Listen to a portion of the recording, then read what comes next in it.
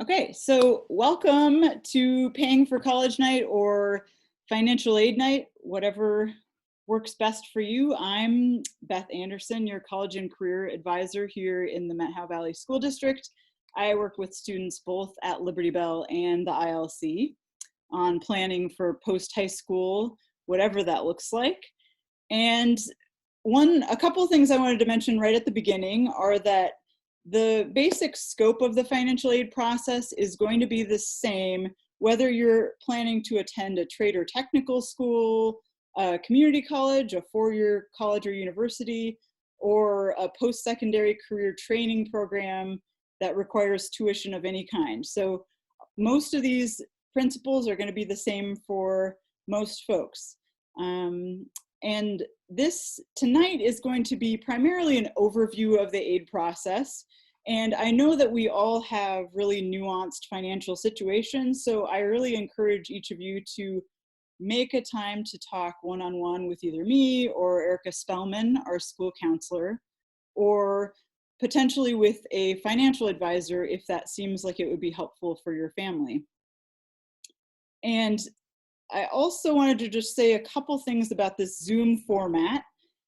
So thank you first for bearing with me and hanging in there if anything, any little glitches happen. One thing that could be helpful to us is the chat function. So if you want to open up the chat function, you're welcome to ask questions as I go. And I'm also going to, I'm also going to post some digital handouts in the chat window, probably at the end of the presentation so that you can download those and have them to review later. And also I will be emailing those to folks who aren't able to join us tonight. Yeah, so any questions before we get started? No? Okay, great. So the main questions we're going to cover tonight are, how does the aid process work? How does financial aid relate to the cost of college? And so in that same category, what is the difference between the sticker price of tuition and the net price, or how much you might end up paying out of pocket? And what are the different kinds of financial aid that you might qualify for? The four main types are listed there: grants, scholarships, loans, and work study. We'll talk a bit about each of those. And number three, what are some COVID-specific considerations for the financial aid process? We're all living through a pretty unique time, and there's some unique challenges related to finances in general and to the financial aid process specifically for many families. So we'll touch on that a little bit. So first, let's look at the process overall. So for nearly everyone, the first step in the financial aid process is going to be filling out the FAFSA, the free application for federal student aid. And the new FAFSA, the 2021-2022 version, just opened today. And so that is going to be the first step for our current senior class, the class of 2021. And then there are a couple other types of applications that you might also need to file. The CSS profile is another application that a number of liberal arts colleges, selective colleges, and universities use in their aid awarding. And though there are only about a couple hundred schools in the US that use the CSS profile, I do know that a number of you in the class of 2021 are going to be applying to those schools. So a number of you will fill out the profile as well as the FAFSA. And then institutional aid applications are the third category. Each school usually has some sort of supplement to these two more generalized applications, and that could be just for scholarships and grants that are available at that institution, and it could be that they have additional documentation that they'd like you to provide to supplement the FAFSA or the CSS profile. But those requirements will be available on each school's financial aid website. I'm happy to help do some research and figure out with students what is required, and we can plot out a list of tasks so that you make sure to meet all of the deadlines. But the first thing really is to file that FAFSA. So each year, most of the money that is awarded through financial aid is awarded based on the FAFSA, and that includes money from the federal government, loans, grants, and work study. And then it also includes a lot of money from the state government in Washington state. We now rank in the top 5 in the nation for funding need-based grant programs for post-high school educational expenses. And those things are all going to be accessed by filing the FAFSA, all of those pools of money. And in Washington, it's more families are going to qualify for aid than ever before. The new Washington College Grant Program that was expanded last year offers aid to up to for families who are making up to $97,000 a year for a family of 4. And it is considered one of the most generous and flexible programs in the country because it offers money not only for 2- and 4-year college, but also for apprenticeship programs. So yes, the main point is that, or the main 3 points here are that the FAFSA is what you need to file to take advantage of this funding from both the federal and state governments. It's important to be organized and to have all of your tax records available so that you can file that FAFSA efficiently. And students, it's always important to have a way to track deadlines, financial aid deadlines, and other application deadlines. All right, so today is the day. Today is the day that the new FAFSA came online. So that is available to you. Since the FAFSA for 2021-2022 uses tax data from 2019, you likely have all the financial information you need to file the FAFSA today, in fact. But I realize you probably have some other plans for the rest of your night, so you can file anytime in the next month and a half or so. We recommend, Ms. Spellman and I recommend that you try to get your FAFSA done by November 15th, simply because if you have that paperwork done earlier, you can make sure that you're eligible for as many funds as possible. And also it gives time so that if schools need more information from you, you have plenty of time to submit that. The FAFSA will not take you a month and a half to finish anyway. It probably will take just one afternoon. So I highly encourage you to do that as soon as possible. The other thing that Erica and I will offer is you can meet with either of us individually to work through the FAFSA if that would be helpful for your family.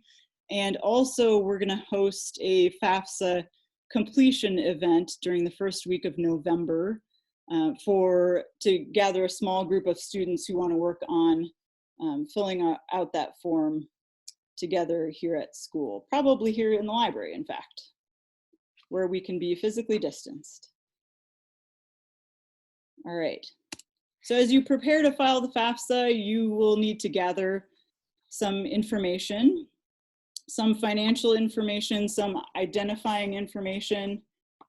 So the first step in the process is really going to be to create this FSA ID. You'll see that mentioned in the top right of the image there. And the FSA ID is the electronic signature that you're going to use to sign the FAFSA and to access financial aid paperwork from here on out. So this ID is going to stay with you as you file the FAFSAs throughout your post-secondary educational experience, and it also is going to be linked to any student loan applications that you have. So you might have that ID around for, decades to come. I know I do. So once you create it, you're going to want to put it in a safe place where you're going to be able to find it when you need it. And I have a couple ideas for how to do that. First, you can use any sort of digital password storage system that you like, but also the state sends us these handy workbooks. It's like a workbook about application, admission applications and financial aid application information too. And it has a page where you can record your FSA ID, the email that you attach to it, and any challenge questions that you entered so that you can access it later. You're going to create an FSA ID for both the student and for one parent. And so that is one resource. I also have just a little checklist. These things are all available in hard copy in my office, but I'll also attach them as PDFs to a follow-up email that I'll be sending out. I think that there's a question in the chat. Oh, nice. Great. Thank you, Simone. Yeah, what is the question? Do funds tend to be on a first-come basis, first-come, first-served? Oh, that's a great question. Okay, do funds tend to be awarded on a first-come, first-served basis? It depends on what funds we're talking about, but that is certainly possible. The big change actually with the Washington College grant was that it went from being a small pool of money that the state ran out of at a certain point in the year to being available to everyone and fully funded. So that money from the state is now, at least for the time being, available regardless of when students submit their FAFSA, as long as it's before the start of the school year. But there certainly are scholarship deadlines, institutional scholarships, and scholarships that are available from civic organizations and things like that will have hard and fast deadlines. Yes, great question though. You want me to let you know as soon as they come? Yeah, so, okay, so that's all I'm gonna say, I think, about gathering information for the FAFSA. So you'll need your social security number or registration number to obtain an FSA ID. And then you'll have your tax returns and records of untaxed income, as well as cash savings and checking account balances and investment records. Those are all things you're going to need prior to filling out the FAFSA. And that's all data from 2019 that you'll be using. Okay, so this is just the site you go to create your FSA ID. And then once you've created that, you can start your FAFSA application. And the one thing that's important to remember is to choose the right version of the FAFSA when you start it. It can be a little confusing because it feels like 2021, 2022 is still kind of far off, but that's when you will be starting your first year in post-secondary school. So that is the FAFSA that you're going to want to complete. And because we now use prior year tax data, you'll be using the tax data from 2019 to fill out 2021, 2022 FAFSA forms. Is that clear? Yeah. Okay, moving along. There are a few common questions that come up when folks are filling out the FAFSA. One is, who is considered my parent? And for some folks, that's fairly straightforward. For others, this chart can be helpful. Generally, the parent, for FAFSA purposes, the parent with whom the student lives most of the time during, or who they have lived with for most of the time during the last 12 months is the one who is going to file the FAFSA with the student. And yes, that's, so that it's fairly straightforward, but it's, yeah, it can be complicated depending on custody arrangements. So feel free to talk to either Erica Spellman or me if you have questions about that one. And then another question we hear a lot is, am I considered a dependent or independent student for the purposes of the FAFSA?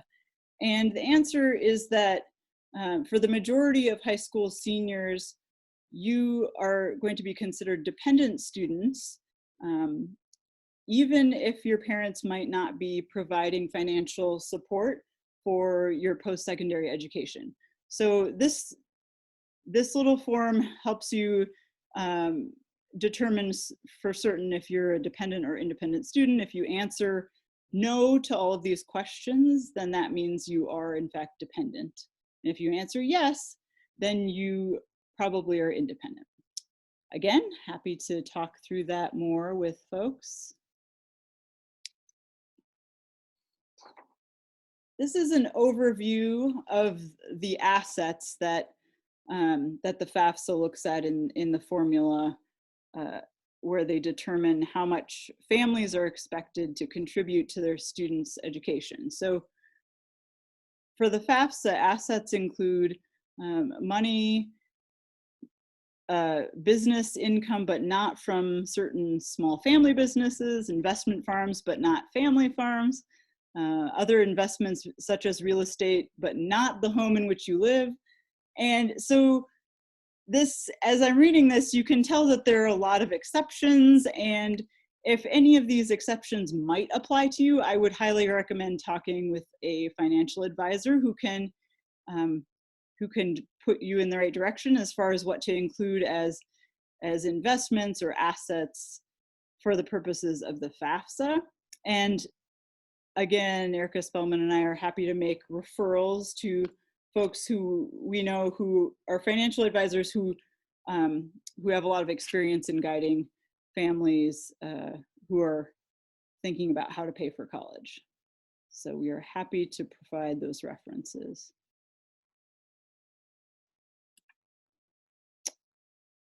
And one more question, is there an alternative to the FAFSA if I don't have a federal ID?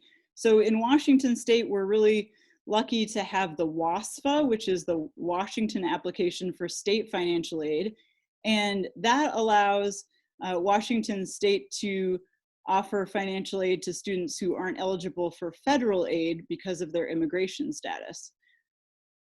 So you can go to this link if you think that the WASFA might be the right application for you to fill out. You can go to this link to determine your eligibility. And again, also you can check in with me if you think that that would be the right application for you to fill out. It's important to note that the WASFA does not allow people to access federal loan programs. And so that's one thing that, yeah, if families are trying to decide because of a mixed immigration status, which application is best, sometimes it turns out that the FAFSA is the way to go if the students themselves are citizens. So again, complicated question, but we're happy to work through that. Okay, let's see. Next, a little bit more about the profile.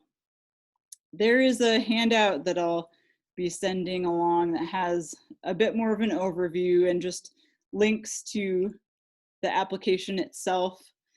You can use your College Board account to start a CSS profile application that is also available starting today for the school year of 2021-2022.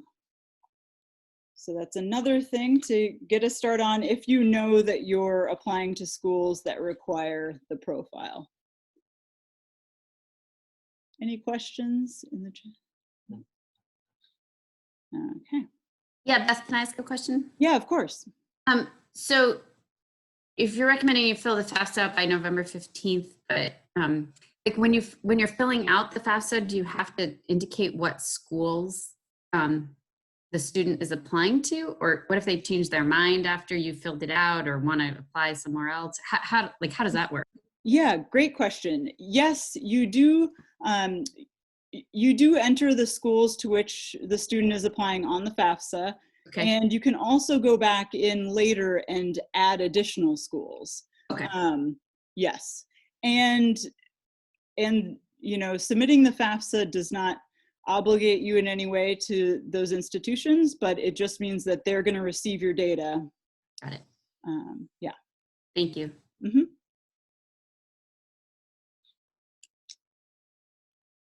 Okay, so moving from the FAFSA to an actual financial aid award, we're just going to talk a little bit about how that works.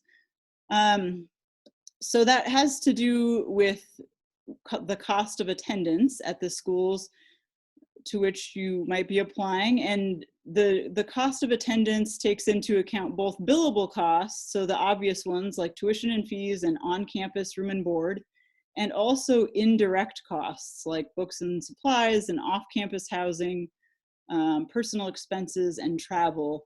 All of that is folded into the cost of attendance for the purposes of financial aid awards. And then so the college has a number that they've determined is the cost of attendance. And then from that, they subtract the expected family contribution, which is the number that the FAFSA is going to generate for your family.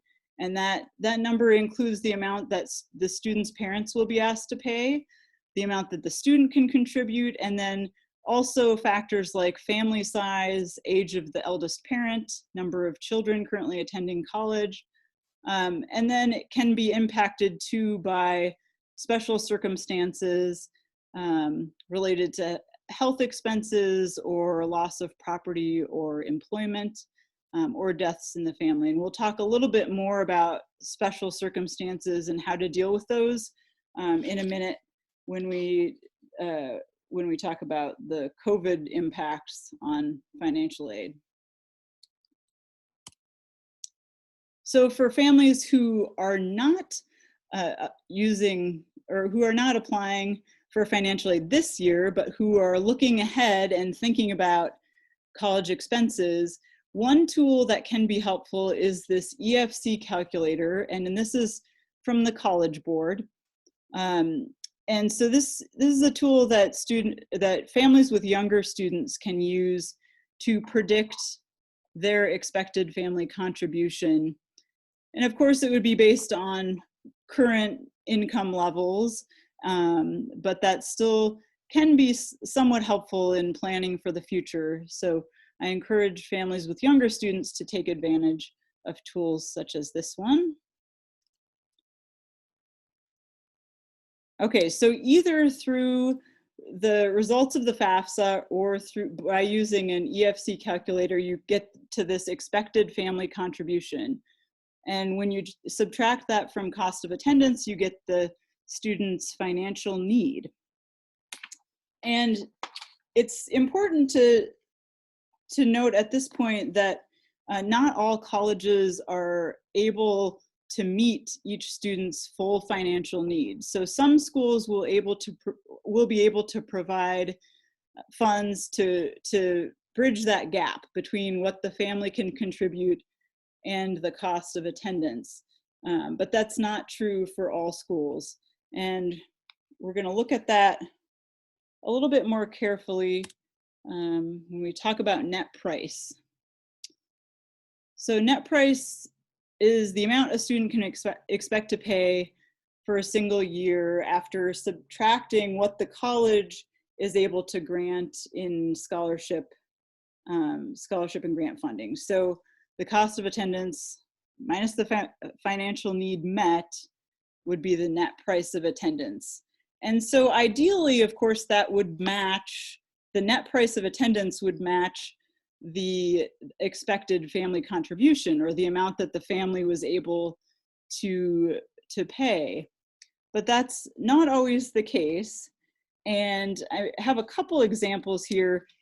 So in 2011, or starting in 2011, all schools that participate in federal aid programs were required to come up with net price calculators, and they have those on their websites. Some are easier to find than others, but generally you can find them by Googling the school's name, followed by the phrase net price calculator. And 9 times out of 10, that will get you where you want to be. So those estimates can help folks decide like what kinds of colleges and universities are going to be the most financially feasible for their families. So I have a couple examples here. Wenatchee Valley College has a net price calculator on their site, and they ask it's a pretty limited series of questions: family size, how many students are in college, and adjusted gross income. And so based on a family of 4 with 1 student in college and $75,000 a year income, this is the estimated net price that they came up with. So you can see that the total cost of attendance they put at around $14,414. It includes all those things in the red category there. They estimate that the student would qualify for grant aid in the amount of $3,735, and then would be left with a net price of $10,679. One thing to notice here is that Wenatchee Valley College does not include any loan or work study money in this estimate. They actually have students apply for loans separately using a separate application, and so this is not a comprehensive number. The student might be paying an out-of-pocket cost that was quite a bit lower than $10,000 if they were using loans, which is of course money that they would have to repay. And the other college estimator that I'm going to show you is from Carleton College, which is my alma mater, Sarah's as well.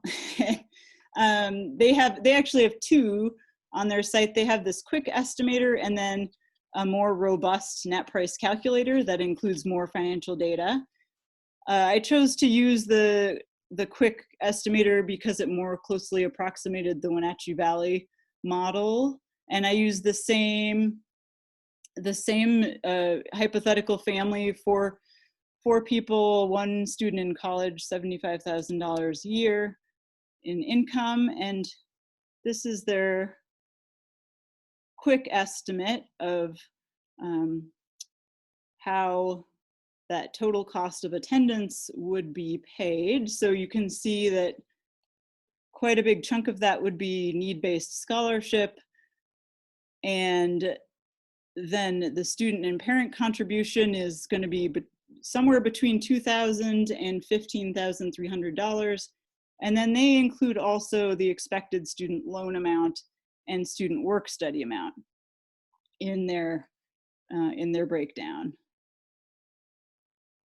So that was just a quick kind of a quick little 10-minute research project that I did and found some really interesting data. I think for this hypothetical family, they might expand their notion of what college is financially possible for them if they saw these net price estimates. So that is really why I think they're important, because they can give people a good sense of what you might pay for a particular kind of college experience. It makes comparing colleges easier, and for a lot of people, I think it could potentially widen their college search. And open up new possibilities that they didn't think were financially viable. It's important, though, to remember that all of these net price calculators just yield estimates, and that the actual cost could be higher or lower than the estimate produces.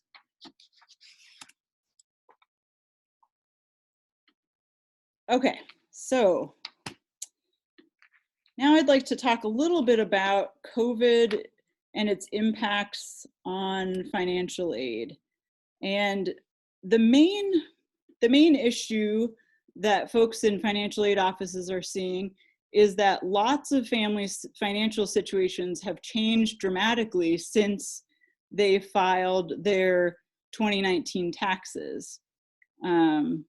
Yeah, we all filed our 2019 taxes based on data that was pre-pandemic, and now many people have had a change in their income, in their employment, and those changes are not going to be reflected in the FAFSA numbers. But it's still important that students file the FAFSA first, even though it might not give a full picture of their financial situation. That's just the starting point or the foundation for the aid process at schools in the US. So we're going to file the FAFSA first, and then after filing the FAFSA and sending it to the individual colleges, then I would recommend that students either write a letter or make a phone call and talk to financial aid officers about any special circumstances that their family is experiencing. And because so many families are experiencing financial challenges during this time, it's more important to do that early than ever before. Financial aid offices are already expecting that there are going to be a backlog of appeal letters once they've sent out financial aid awards in the spring. And so they would love to know sooner if your family has a situation where your needs are not reflected on the FAFSA and you're going to need to ask for more aid. So right now would be a great time to start thinking about crafting an appeal letter. And there's a link here to, it's a Form Swift document where you can kind of plug in your personal information and craft a pretty standard appeal letter. I would say that's a fine option, and also that once you've kind of crafted the outline using a tool like FormSwift, you could add in your personal story, a little bit of your story, but also really specific numbers. A financial aid office that I spoke to today said that they want families to be as specific as they can when income or job loss is the issue, and to include figures wherever possible. And then their office can follow up on any documentation that they need to move forward with the appeal. Yeah, so the other piece that sometimes trips people up, even in non-COVID times, is that occasionally students will need to submit verification paperwork after the school processes their FAFSA. So the verification could take the form of needing to provide copies of tax forms.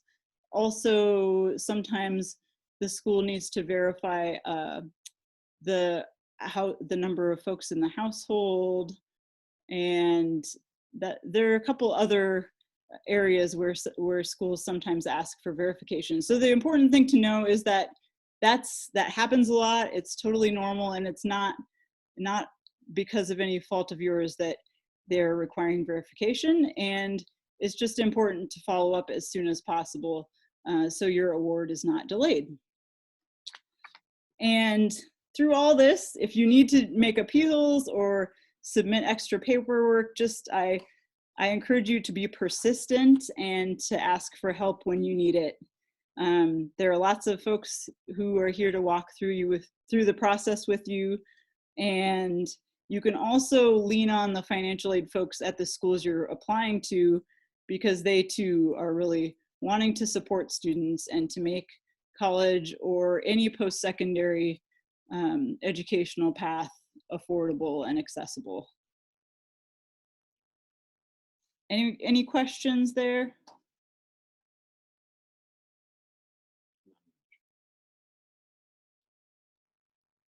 Okay, so now we're just going to go through briefly the four main types of financial aid that you might find on an award letter when you receive one in the spring. Grants, scholarships, work study, and loans are they're the big four, I would say. So grants can be from the federal government, state government, or from the institution itself, the school. And grants are most often based on financial need. I mentioned some of the income requirements related to the Washington College grant, the Opportunity Scholarship, which is available to folks who are pursuing degrees in STEM fields or other high demand fields. Those are the maximum income requirements for those are actually 125% of the median income, so higher even than the Washington College grant.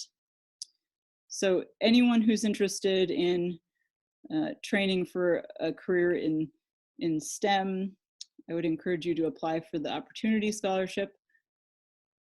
And the College Bound Scholarship, that one, some of you may have applied for that in 8th grade. That is, it's a sort of an interesting model.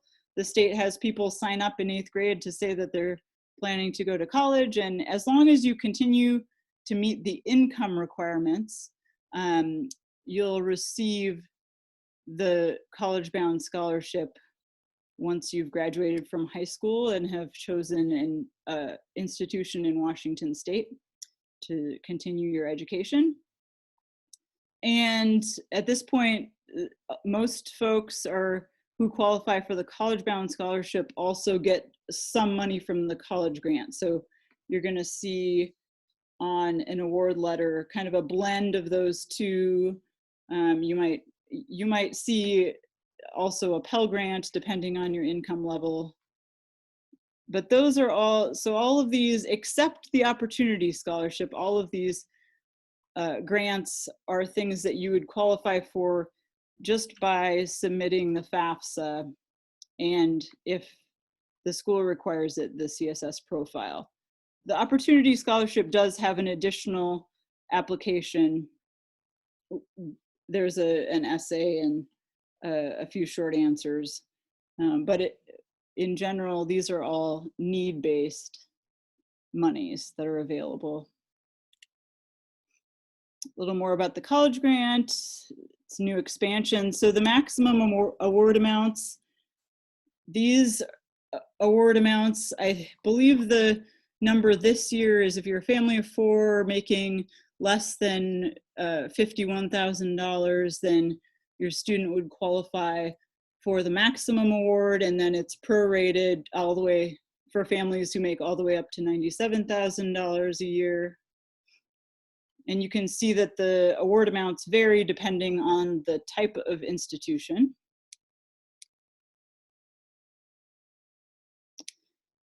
So the second big type of financial aid is scholarships, and most often these are awarded based on merit of some kind. It could be athletic, academic excellence, leadership experience, experience in theater or music. And these are usually competitive applications, and they require usually there's usually an individual application process for each scholarship. So like in the spring here, in late February or early March, you are going to be able to fill out applications for about 20 different local scholarships. there are a bunch of different local organizations that want to give money to Met Howe Valley students. And so those are all going to be great scholarships for you to apply for, because the pool of applicants is small. Those awards are only for folks who are graduating from our schools here in the Met Howe. There also are lots of scholarships that are available nationally, and those might have lots of applicants or very few, depending on who applies. That's one of those great unknowns about financial aid. There are some scholarships that are out there that don't get awarded because they just don't have any applicants in a given year. So one way to find these scholarships that are available on a national level is through a search engine called FastWeb. And FastWeb it's a free service. You do create a profile, and then their algorithm matches you with potential scholarship opportunities. So you can, let's see, could you add that to the chat window? And have Matt add that to the chat window, the link to FastWeb. Okay, moving on to the third type of financial aid, work study. This one's pretty self-explanatory. It's based on need that is demonstrated through the FAFSA. So you do need to file the FAFSA to qualify for work study because it is a federal program. Part of the funding comes from the federal government and part of it comes from the educational institution itself. And the great thing about work study jobs is that they're on campus and they're always going to be flexible according to a student's school schedule. So that's a real benefit. And they're also paid above minimum wage. Not sure exactly what the going rate is currently. Actually, different institutions have different wages. And they tend to be jobs that you would only work for 10 or 15 hours a week, again, to make sure it fits around your school schedule. So work study would be something that you would be awarded on your in your award letter from a given school. They would let you know how much work study you qualified for, and then you can either say yes or no to that. So you're not obligated to take on a job during college, but you may be eligible for work study based on the results of the FAFSA. And then loans are the fourth and hopefully smallest piece of the financial aid puzzle for all of you. I'm going to send out a handout about the different federal loan programs. Some are loan programs that students would qualify for, others are available for parents. And I would always encourage students and families to take advantage of any available federal loans before seeking any private loans. And the main reason for that is that repayment on federal loans is much more flexible. There are income-based repayment options now, so you are never going to be in a position where you've graduated from college and are unable to repay your loans. The government will adjust the amount of your monthly payment based on how much you earn. And also a great example of the flexibility inherent in those is that currently, during the pandemic, the Department of Education has suspended interest and deferred student loan payments currently through December 31st of this year, and they're considering pushing that through September of next year. So that means that students who have federal student loans are not being penalized financially if they can't make their payments during this challenging financial time for so many folks. All right, so that wraps up all of the information that I have for you all tonight, but I'm happy to take questions, and this is the contact information for me and for Erica Spellman, the counselor. We encourage you to make appointments with us. If it's not about financial aid, that's fine. We'll talk to you about anything. And again, we're happy to connect you with financial aid departments at the schools you're applying to, or with financial advisors if that's helpful for your family. Beth, are the scholarships and the grants that the universities offer students, are those solely dependent upon the college's endowment? That a lot of that is dependent on endowment, yes. Thus, the higher the endowment, of course, the more they offer students. Yeah, the greater and also the greater flexibility they might have in offering students more money in special financial circumstances. Yeah, I mean, I think the greater the endowment, generally, the more generous the college is able to be.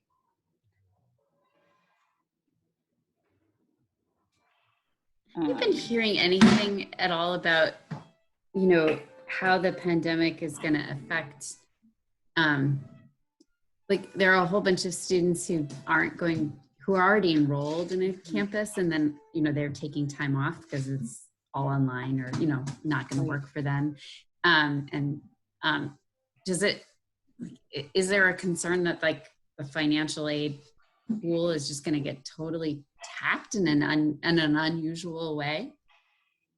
I think that concern exists. From what I've heard, it exists sort of on a school by school basis. Some schools shifted their admissions this past year, mainly by not accepting as many students off wait lists, so that they kept their numbers down and left room for the class of 2021. Both in terms of just admissions and in terms of financial aid.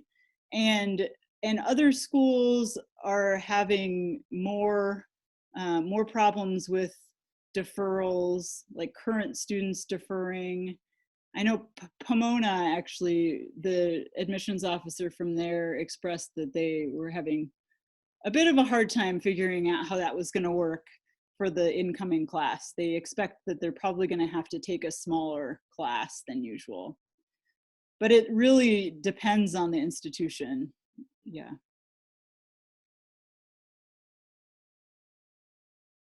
And I think, from my experience so far, admissions and financial aid offices are being really open with those challenges.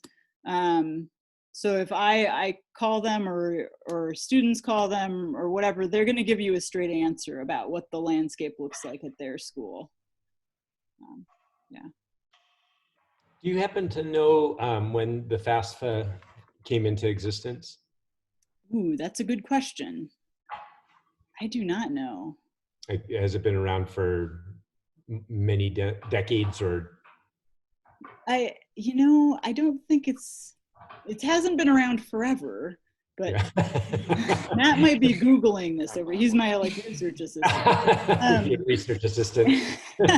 I do know that the most recent kind of the biggest shift in the FAFSA in the last decade has been this shift to using prior year tax data, and that was President Obama in 2015. But that's the only FAFSA history that's like at the front of my mind right now. So good question, though. Curious whether they would actually have me already in their records, that sort of thing. Yeah. But that would make it pretty geologic. Right, exactly. Yeah. Well, so when did the Department of Education is responsible for the FAFSA, and when did that come into existence? That department has not existed forever either. So is that, yeah. Now I'm curious. I'm going to want to be doing all this research. Yeah, I imagine we'll probably find out in the opening statements of filling that out. Yeah, right. Yeah. Thanks so much, Beth. Yes, of course. It's always helpful to kind of get the big ball rolling, in this process. And I remember whenever it came around for my folks to have to carry it out, my mom was the one that did it, and it was just a headache. Yeah. Right. Right. All And sorts it, of I know it's great that they're using the prior year's tax returns, because that used to be, when I at least worked in the admissions office at a college, it was the horrible question, was like, I don't know how to estimate this year. And Yeah. especially given 2020, it would be horrible for people to have to estimate, I think. So Yeah. it's yeah. awesome that we're using a return that's already in. Right. Totally. Yes. Does Yeah, seem, it's that has provided more stability for both the schools themselves and for students and families. Sure. For sure. Yeah. does it seem that there's going to be, I know you were kind of touching on the subject a little bit, but do you think that there's going to be universities and even the federal support for education showing hardship in the next couple of years based on what we've been experiencing? I certainly think it's possible that, I mean, it's right now it seems like kind of anything's possible, because there's, on the one hand, state budgets are shrinking, and so there's maybe a contraction there in the amount of money that's just available to give to students, but there are also all these policies that are becoming more widely supported about making college more affordable. And so I think that, I mean, my hope is certainly that those things, maybe it will come out in the wash, that there will be moves that will allow students to continue to access college, even though state governments might not be able to contribute as much. That's really an open question, I think. Yeah. Gotcha.